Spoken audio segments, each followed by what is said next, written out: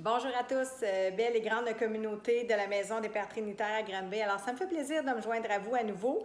En fait, c'est une troisième capsule estivale, mais une 11e au total, puisque depuis l'annonce de la COVID, nous nous sommes mobilisés pour vous aider, vous outiller en fait à tenter d'être davantage bien, je dirais, d'apprendre à bien vivre dans l'inconfort et l'incertitude.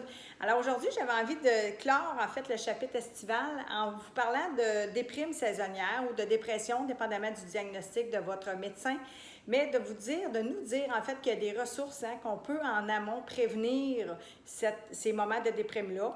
En tout cas, aller poser des actions, je dirais, pour vraiment nourrir notre joie. Prendre soin de nous, nous mettre au cœur aussi de nos priorités, puis apprendre à aimer, si ce n'est pas le cas, l'automne, puis qui va faire place aussi à l'hiver. Donc souvent, on a un attachement pour la plupart d'entre nous à la saison estivale, à la chaleur et au soleil.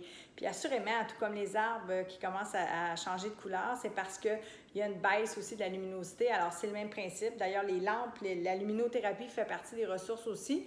Vitamine D, millepertuis, bon, il y a plein de choses, mais je vous invite à consulter les professionnels de la santé pour poser vraiment un diagnostic et vous donner une médication, que ce soit naturelle ou autre. Alors moi, j'avais envie de vous donner des trucs, des astuces pour contrer un peu ce blues-là, vraiment, cette déprime-là, puis vraiment venir prévenir et nourrir en amont. Tout ce qui fait joie fait sens en nous. Puis souvent, moi, je trouve ça important de prendre le papier puis le crayon pour venir extérioriser ce qui est là, qu'est-ce qu'on aime, pour apprendre aussi à poser notre regard, notre attention sur le beau, toute la beauté qui peut nous entourer aussi à l'automne et d'y aller à l'extérieur. Moi, j'ai fait ça durant longtemps, je détestais l'hiver puis je sortais plus pratiquement aussitôt qu'il commençait à faire frais. Alors que maintenant, c'est complètement le contraire. J'y vais, je m'équipe, je m'habille en conséquence et je vais mettre mon visage dans le vent, dans la fraîcheur, je respire profondément, je hume les odeurs, je remercie la nature, mon corps aussi pour mes membres, puis bref, je vais aller tout lier ça, cœur, corps, esprit. Et ça libère aussi souvent ce qu'on va vraiment accumuler comme stress, l'hormone du stress, le cortisol dans le corps. Fait que passer par le corps, ça veut dire bouger pour libérer tout ça.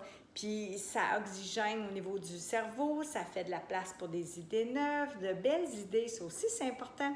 Cultiver en fait nos pensées, est-ce qu'elles sont positives? Fait qu'on peut s'observer sans se juger. Quel type de pensée est-ce que je nourris dans une journée? Est-ce que j'ai une tendance à être plus négative à l'automne? C'est possible, alors je m'en occupe plutôt que de nourrir ça et de perdre mes énergies et d'abaisser mon taux vibratoire. Alors je peux aller vraiment nourrir ça.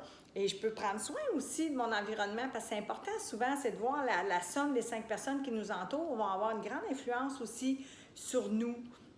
Donc, on se responsabilise par rapport à ça, mais c'est de voir aussi est-ce qu'on fréquente et est-ce qu'on se nourrit de positivité ou l'inverse. Alors voilà, donc ça, je nous invite à poser ce regard bienveillant là-dessus et à faire place, justement, faire le deuil un peu de l'été pour faire place à une nouvelle saison, à changer des choses dans notre intérieur à nous, s'intérioriser personnellement, mais dans nos petits cocons, dans nos maisons, rendre ça plus cocooning, justement, avec des doudous, faire des petits feux, aller à l'extérieur, même ça peut être le spa aussi, aller aux pommes, aller marcher, je l'ai dit.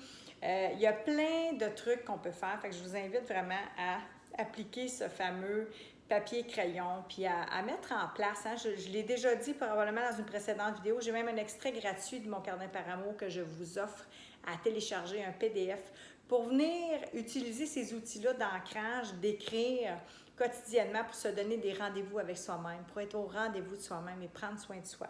Surtout dans des périodes comme ça, alors c'est important. Je ne sais pas si j'ai parlé de vitamine D, tout ça, millepertuis, de l'aromathérapie, il y a plein de choses aussi qu'on peut faire parallèlement pour nous aider. Prendre du soleil, continuer de prendre du soleil, ça en est une. Vitamine D, en fait, l'activité physique, l'humour.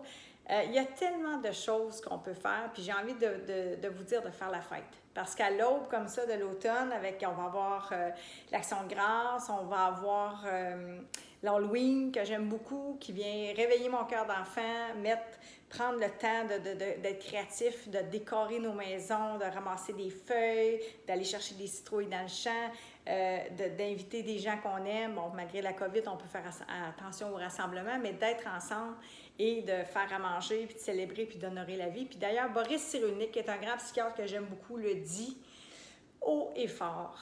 la fête, faire la fête, célébrer, honorer la vie, ça crée beaucoup de liens, d'union et de joie. Alors, c'est ce que je nous invite à faire. Célébrons l'automne tous ensemble. Je vous embrasse. Merci d'être là, puis je vous dis à une prochaine. Ciao!